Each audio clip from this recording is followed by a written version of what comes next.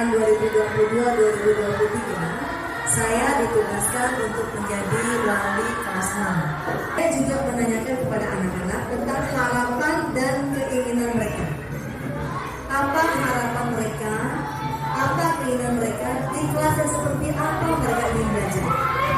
Di kelas yang bagaimana? Dalam situasi yang seperti apa mereka ingin belajar? Kemudian saya minta anak-anak untuk menuliskan di kertas harapan dan keinginan mereka, kemudian ditempelkan di papan tulis. Nah, dari situ kemudian kita rangkum menjadi sebuah kesepakatan kelas. Jadi kami guru dan anak-anak membuat kesepakatan kelas yang ibu ya, Bapak Ibu. Yang pertama, tepat waktu dan aktif di dalam kelas. Yang kedua, berdoa sebelum dan sesudah belajar. Kemudian melaksanakan pikir kelas dengan penuh tanggung jawab.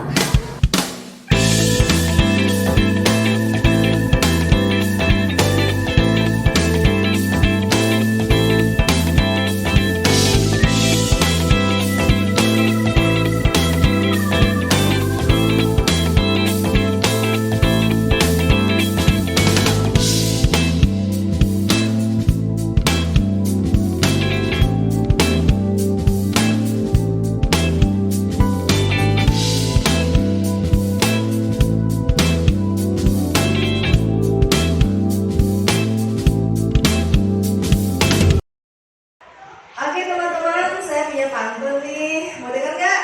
Mau. Pantunnya saya kutip, bukan buatan sendiri ya. Turun darah di atas dahan. Dahannya ada di pohon beringin. Izinkan saya mengucapkan salam pembukaan. Assalamualaikum warahmatullahi wabarakatuh. Waalaikumsalam warahmatullahi wabarakatuh. Ya, sebelumnya saya mengucapkan terima kasih atas kesediaan teman-teman semua memenuhi undangan kami ya, undangan saya dan Bu Eka untuk mengikuti kegiatan sosialisasi budaya positif. Dan perlu saya sampaikan di sini bahwa kita berdiri di depan sini berdua dari sama Bu Eka bukan berarti kita yang lebih pintar, bukan berarti kita yang lebih tahu dari Bapak Ibu, tetapi ini adalah amanah yang harus kami sampaikan. Amanah ketika kami mengikuti pendidikan guru penggerak untuk menyampaikan apa yang sudah kami dapatkan, kemudian apa yang sudah kami terapkan di dalam kelas kami terkait dengan budaya positif. Nah, budaya positif, apa sih itu budaya positif? Mengapa disebut sebagai budaya positif? Ini karena aktivitas yang diharapkan muncul bersumber dari nilai-nilai kebajikan yang diyakini oleh seluruh warga sekolah. Tadi nilai kebajikannya sudah disampaikan dengan sangat jelas oleh Bu Eka ya teman-teman ya. Oke. Nah, dalam proses mewujudkan budaya positif, disiplin positif merupakan kuncinya. Nah, selama ini kita meyakini kalau disiplin itu kalau kita harus mengikuti sebuah peraturan. Harus ada aturan-aturan yang kita ikuti. Nah, ternyata disiplin positif itu bukan seperti itu Bapak Ibu. Seperti tadi sudah disampaikan oleh Bu Eka, harus ada kesepakatan dulu. Bukan satu arah, guru atau sekolah yang harus membuat peraturan, tetapi ada kesepakatan antara warga sekolah. Baik itu kita sebagai guru dengan kepala sekolah, pokoknya dalam komponen sekolah harus ada sebuah kesepakatan sehingga nanti akan muncul sebuah disiplin positif. Nah, disiplin positif ini harus muncul dan termotivasi dari diri kita sendiri. Dan salah satu budaya positif yang bisa mewujudkan disiplin positif adalah segitiga restitusi. Nah, segitiga restitusi. Apakah Bapak Ibu sudah sering mendengar kata restitusi? Belum ya? Belum familiar ya sama Bu ya? Saya pun ketika belum mengikuti pendidikan guru penggerak belum tahu sih apa itu restitusi. Restitusi ini adalah proses menciptakan kondisi bagi murid untuk memperbaiki kesalahan mereka sehingga mereka bisa kembali kepada kelompok mereka dengan karakter yang lebih kuat. Nah, di sini Bapak Ibu maksudnya Kita melakukan restitusi ketika anak-anak kita, baik guru kita di sekolah ataupun anak-anak kita di rumah, ketika melakukan sebuah kesalahan dan kita tidak menghakimi mereka, kita tidak memberikan mereka sebuah hukuman, tetapi kita memberikan mereka kesempatan untuk memperbaiki diri mereka, untuk menyadari kesalahan yang sudah mereka perbuat, dan kemudian mereka akan mencari sendiri solusi atas kesalahan yang sudah mereka lakukan. Itulah semata-mata restitusi, menguatkan karakter anak agar mereka bisa kembali ke dalam kelompoknya menjadi karakter yang lebih kuat lagi. Nah, apa sih ciri-ciri dari restitusi? Yang pertama, ciri restitusi bukan untuk menebus kesalahan, namun untuk belajar dari kesalahan. Nah, sekarang saya mau tanya nih sama Bu Ika. Bu Ika, selama ini kalau anak-anak muridnya melakukan sebuah kesalahan atau dianggap melanggar sebuah peraturan di sekolah yang sudah dibuat, kira-kira bagaimana solusi yang Ibu Ika berikan kepada anaknya? Biasanya solusi yang saya berikan yaitu memanggilnya, lalu menasehatinya, dan terakhir biasanya diakhiri dengan memberikan hukuman. Iya, mungkin itu saja. Iya, terima kasih. Ini yang contoh kita lakukan ya. Saya pun juga seperti itu. Kita semua rata-rata seperti itu, memberikan nasihat yang panjang lebar kepada anak-anak, untuk kemudian terakhirnya ujung-ujungnya kita akan berikan sebuah hukuman. Ternyata itu kurang efektif Bapak Ibu untuk memperbaiki, untuk menumbuh kembangkan karakter baik dari seorang anak. Nah, ciri restitusi yang kedua, restitusi ini untuk memperbaiki hubungan. Nah, restitusi juga membantu murid-murid kita dalam hal mereka itu ingin menjadi orang seperti apa dan bagaimana mereka ingin melakukannya. Jadi bukan kita guru yang mengatakan, oh anak kamu harus begini ya, kamu harus begini-begini, bukan. Tetapi muncul dari kesadaran mereka sendiri. Yang ketiga, restitusi adalah tawaran, bukan paksaan. Ini maksudnya adalah sangat penting bagi kita guru untuk menciptakan sebuah kondisi yang membuat murid itu bersedia menyelesaikan masalah yang dia perbuat. Dengan berkata mungkin ya tidak apa-apa, berbuat masalah itu adalah sesuatu yang lumrah karena kita kan manusia ya. Ibu guru pun juga pernah melakukan sebuah kesalahan, tetapi bagaimana cara kita untuk memperbaiki kesalahan itu? Itu seperti itu. Kemudian ciri yang berikutnya, restitusi menuntut untuk melihat ke dalam diri. Jadi anak-anak di sini kita tuntun seperti filosofi Ki Hajar Dewantara yang sudah kita pelajari pada modul 1.1, bahwa kita guru itu sebetulnya adalah seorang petani. Petani yang menuntun baik tumbuh kembangnya sebuah tanaman, yang merawat sebuah tanaman. Baik itu dari bibitnya kita perhatikan, semua kebutuhan tanaman ini kita yang perhatikan. Itulah tugas kita. Bukan kita mengubah kodrat yang sudah kita tanam itu. Umpamanya padi menjadi jagung atau jagung menjadi padi. Mungkin tidak itu ibu-ibu? Tidak mungkin ya.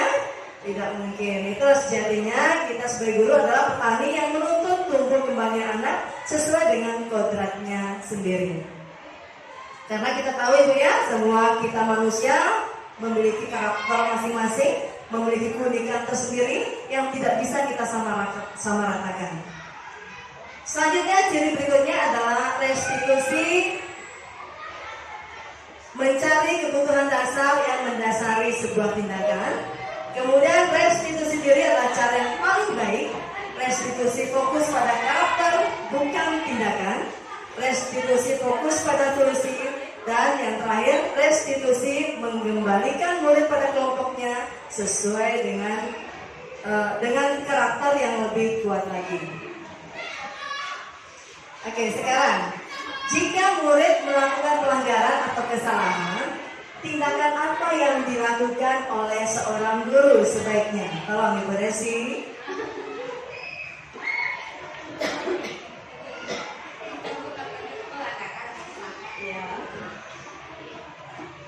Terima kasih. Kalau di dalam kelas saya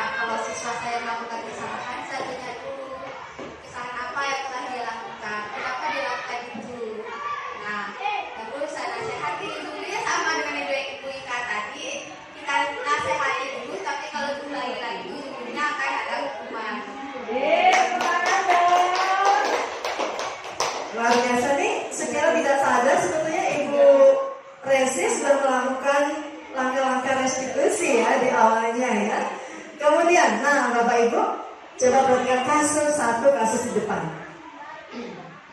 Ada anak yang sering mengganggu teman-temannya di dalam kelas. Ini kasus yang biasa terjadi. Di kelasnya ibu bagaimana? Biasa tidak terjadi anak-anak mengganggu temannya di kelas. Semua sekolah ya. Nah, kalau kasus seperti ini terjadi, biasanya apa yang akan ibu lakukan, Bu Dewi? Biasanya kalau ada salah satu murid yang mengganggu temannya saat proses pembelajaran, mungkin saya akan panggil dulu anak tersebut ke depan untuk menanyakan apa yang dia butuhkan. Biasanya anak-anak butuh suatu perhatian atau ada yang mereka inginkan, mereka melakukan hal tersebut. Mungkin kadang-kadang ada yang malu untuk mengungkapkan, kadang-kadang ada yang jujur. Nah, mungkin supaya teman-temannya bisa belajar dengan lancar, anak tersebut mungkin saya pindahkan dulu tempat duduknya ke depan lebih dekat dengan saya supaya bisa saya pantau. Seperti itu. Baru nanti setelah pembelajaran kita selesaikan lagi. Oke, terima kasih dari luar biasa sekali solusinya ya. Nah, Bapak Ibu, coba sekarang kita perhatikan. Sangat penting bagi kita guru ketika menghadapi permasalahan anak-anak untuk melakukan yang namanya segitiga restitusi. Segitiga restitusi ini kita berikan anak-anak kesempatan untuk menyelesaikan permasalahannya sendiri. Seperti tadi Bu Dewi katakan, mungkin ada sih kebutuhan dia tidak terpenuhi ya, kebutuhan dasar manusia ya, mungkin kebutuhan akan kasih sayang, kebutuhan akan penguasaan, kebutuhan akan rasa diterima ya. Kadang-kadang membuat anak-anak kita melakukan hal-hal yang menurut kita tidak baik. Sesungguhnya mereka sedang berusaha untuk memenuhi kebutuhan dasar yang tidak dia dapatkan. Nah, bagaimana sih kita bisa melakukan segitiga restitusi? Yang pertama dengan menstabilkan identitas, yang kedua validasi tindakan yang salah, kemudian yang ketiga untuk menanyakan keyakinan. Nah, Bapak Ibu, untuk lebih jelasnya, mari kita simak sebentar video berikut ini ya. Tentang penerapan segitiga restitusi.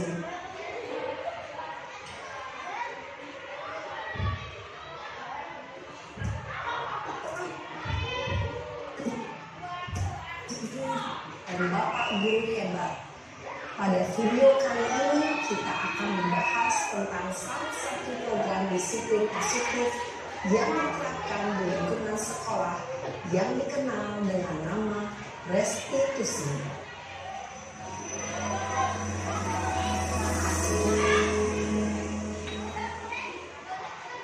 Restitusi dikembangkan oleh pakar pendidikan Diane Gosling, berlandaskan pada teori kontrol Dr. William Glasser.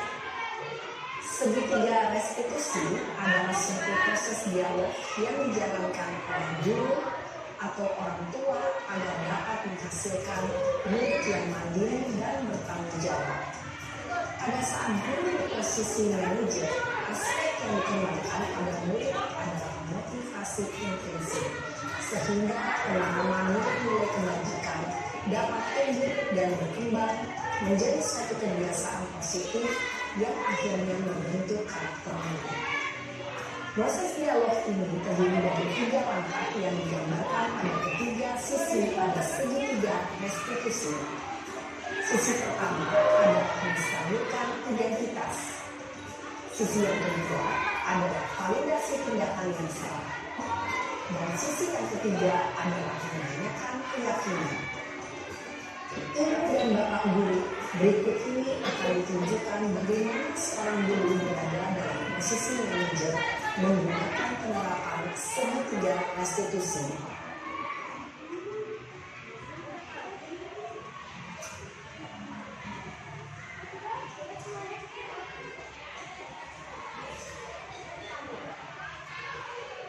Siap, Sarah. Sudah lama untuk perusahaan. Yang hari ini sih. Kesel Pak, kesel banget. Masa aku dikatain Pak fitnah Pak? Ya aku marah Pak. Aku dari TK di depan kelas. So banget. Oh begitu. Ya pasti kamu marah dan kesal. Bapak juga akan marah apabila ada yang menuduh Bapak seperti itu. Kemudian pada saat itu kamu mau melakukan apa? Ya saya langsung ngatain Eka lah Pak. So banget. Saya bentak-bentak dia depan teman lagi. Oh begitu. Pasti kamu melakukan seperti itu karena satu alasan tertentu kan? Iyalah, saya diam saja Pak. Ya saya bela diri lah. Maksud saya dituduh tukang fitnah. Ya wajar lah. Mempertahankan harga diri itu sesuatu yang penting buat kamu. Untung kamu tidak berpindah begitu dalam, hanya membentak-bentak. Iya Pak. Untung saya masih bersabar dan hanya membentak saja. Sudah gemes padahal saya pasti bela diri lah. Ya pasti ya. Tapi kamu memilih untuk tetap bertahan dan bersabar. Kamu memilih untuk tidak berbuat lebih parah lagi kan? Iya. Nah, sekarang coba kita lihat lagi tindakan kamu yang mentak-bentak Eka di kelas. Tindakan kamu itu kira-kira sesuai dengan keyakinan kelas atau prinsip kamu tidak? Enggak lah Pak. Capek Pak jadi pemarah. Jadi keyakinan atau prinsip mana yang kurang sesuai dengan keinginan kamu? Ya, saya sebenarnya sangat menghargai orang lain. Mungkin saat itu saya menjadi emosi, jadi tidak menunjukkan sikap itu.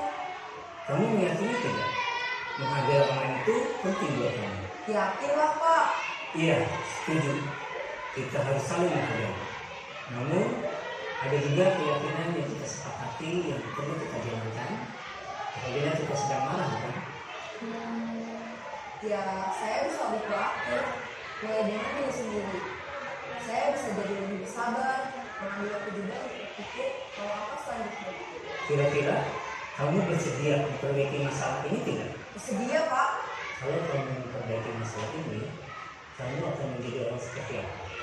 Saya akan menjadi orang yang bertanggung jawab kali ya Pak. Dan senantiasa proaktif. Iya, menurut kamu bagaimana rasanya menjadi orang seperti itu? Ya nyaman lah, bangga bisa bersabar dan menahan diri. Baiklah kalau begitu. Yuk kita pikirkan bagaimana memperbaiki masalah ini. Oke, jangan terlena ibu. Kayaknya terlena ini dengan video segitiga restitusi. Nah dari video tadi, kira-kira apa yang dapat ibu petik?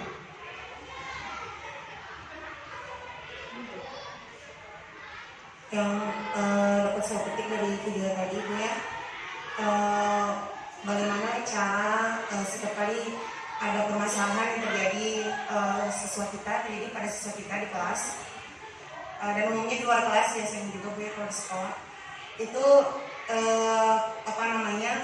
tidak langsung menjustifikasi misalnya dari apa yang kesalahan atau apa yang dilakukan oleh anak itu saat itu juga, tapi betapa pentingnya perlu mencari tahu dulu hal apa yang sebenarnya dialami, kemudian lebih menanyakan kepada anak tersebut apakah baik atau tidaknya yang dia lakukan. Kemudian selanjutnya adalah intinya membangun karakter anak tersebut dari apa yang dilakukan itu agar diarahkan ke arah yang lebih positif.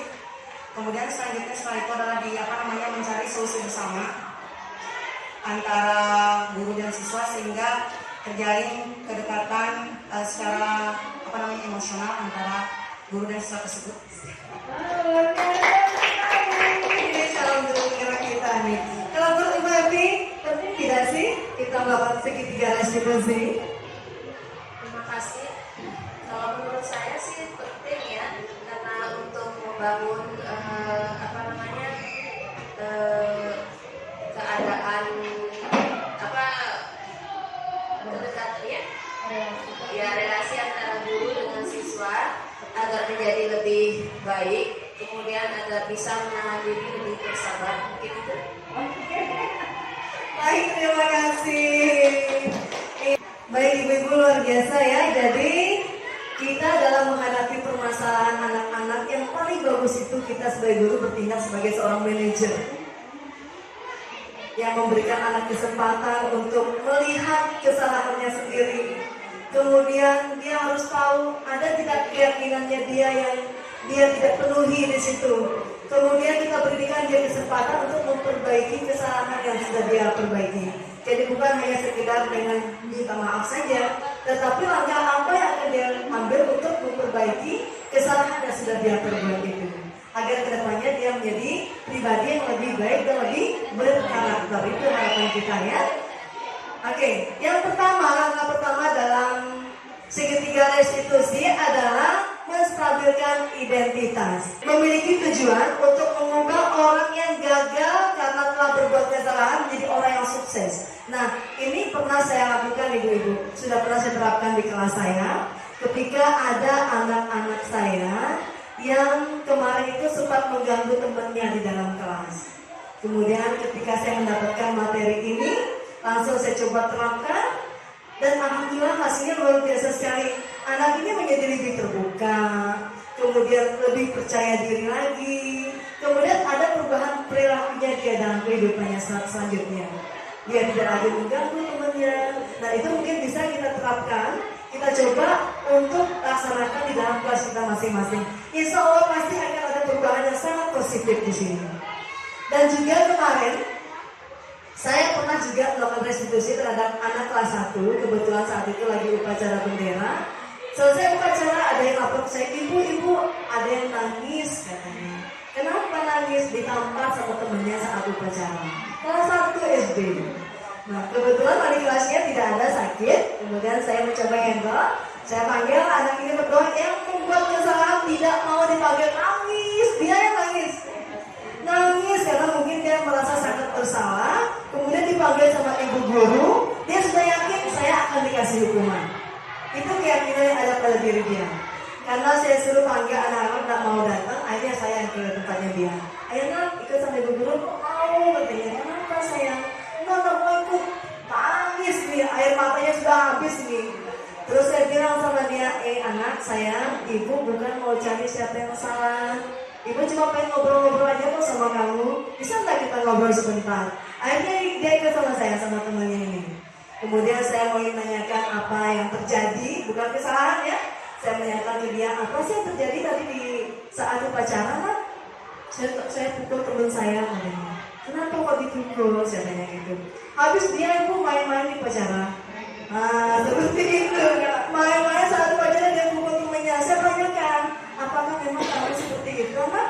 Ketika temanmu berbuat salah, kalau saya pukul, enggak sih Bu, katanya dia. Nah, dari situ dia mulai bercerita. Kemudian saya tanyakan lagi ke dia, setelah tahu kamu ini salah, apa yang akan kamu lakukan? Saya tanyakan gitu. Dia bilang, saya akan minta maaf. Saya minta maaf, apa lagi yang akan kamu lakukan untuk memperbaiki dirimu ke depannya? Oh iya Bu, kalau nakal lagi saya tak mau pukul-pukul. Anak kelas 1 sudah bisa kita melakukan pendekatan yang seperti itu. Ini luar biasa sekali Bu. Jadi menurut saya, sepanjang saya mengikuti kegiatan guru penggerak ini, segitiga restitusi ini membawa manfaat yang luar biasa. Terutama di kelas saya sudah saya terapkan, ada perubahan perilaku pada anak-anak. Insya Allah kalau Bapak Ibu guru terapkan di kelasnya masing-masing, akan terjadi perubahan yang positif juga. Tentunya diawali dengan membuat sebuah keyakinan bersama yang harus disepakati secara bersama-sama. Yang kedua, langkah yang kita lakukan dalam segitiga restitusi adalah validasi tindakan yang sama. Kita bisa tanyakan di sini, pasti kamu punya alasan mengapa melakukan itu seperti tadi ya. Sudah menanyakan dulu kenapa dia seperti itu. Mungkin ada kebutuhannya dia yang tidak terpenuhi. Itu penting sekali kita tahu alasannya. Alasannya kenapa dia melakukan itu. Karena setiap tindakan tidak mungkin terjadi begitu saja. Pasti baik tindakan baik maupun tindakan yang tidak baik, pasti ada yang mendasarinya. Dan itu penting untuk kita gali. Kemudian yang ketiga, menanyakan keyakinan. Apakah dia memang seperti itu? Kalau sedikit-sedikit ada masalah main pukul, sedikit-sedikit masalah main teriak-teriak, apakah memang seperti itu? Nah, semua anak ini memiliki karakter-karakter yang baik. Sudah terlahir dengan karakter baik dan juga memiliki karakter yang tidak baik. Nah, tugas kita sebagai guru adalah menebalkan karakter terbaik pada anak dan menyamarkan karakter-karakter yang tidak baik. Oke Bapak Ibu, saya rasa itu saja yang bisa saya sampaikan. Mungkin ada yang mau bertanya barangkali terkait dengan segitiga restitusi, saya persilakan. Ya, harapan saya mudah-mudahan penerapan segitiga restitusi ini bisa diterapkan di kelas kita masing-masing ya Ibu-Ibu ya. Dan saya berdoa semoga di angkatan berikutnya akan ada lagi calon guru penggerak dari gugus 1 Sumba Besar. Baik, pertemuannya kali ini saya akhiri dengan ucapan alhamdulillah. Terima kasih sekali lagi atas kehadiran dari Bapak Ibu sekalian. Assalamualaikum warahmatullahi wabarakatuh.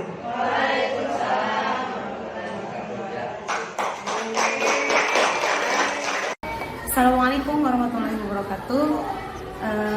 Selamat pagi, semangat untuk kita semua. Saya Ibu Reni Kaza Putri dari SDIT Insan Prani. Alhamdulillah pagi hari ini kami KKG kelas 6 kami mengikuti kegiatan pengemasan materi budaya positif dari Ibu Nirla Komala. Ya Masya Allah, semoga kita bisa mengikuti jejak beliau yang menjadi guru penggerak. Ya hari ini materinya itu yang saya tangkap itu sangat luar biasa sekali, terutama yang materi yang berkaitan tentang segitiga restitusi, yang dimana sebenarnya itu kita selaku guru ini bukan saja hanya mengajarkan, tapi juga betul-betul mendidik dari hati, mendidik dari intinya itu teladan. Bagaimana ketika misalnya suatu permasalahan terjadi, baik itu di dalam kelas maupun di luar kelas, kita sebagai seorang guru menjadi seorang manajer untuk anak murid kita. Ketika terjadi suatu permasalahan, baik itu besar atau kecil, kita tidak langsung menyalahkan atau menjustifikasi bahwa murid kita itu salah. Tapi sesungguhnya perlu kita cari tahu dulu bahwa alasan apa anak tersebut melakukan kesalahan. Mungkin barangkali saja ada kebutuhan dasar yang ingin dipenuhi. Kemudian di situ kita juga bersama-sama selaku guru dan murid agar terjalin hubungan yang sangat dekat, akrab, harmonis, bukan hanya sebagai seorang figuritas guru untuk mereka, tapi juga bisa menjadi seorang teman, menjadi seorang kakak untuk mereka, sehingga yang hakikatnya kita sebagai guru itu benar-benar bisa memberikan sejatinya bisa memberikan pengalaman belajar yang luar biasa untuk mereka, sehingga kedepannya mereka bisa menjadi generasi yang berakhlakul karimah, generasi yang bisa membanggakan untuk kita semua.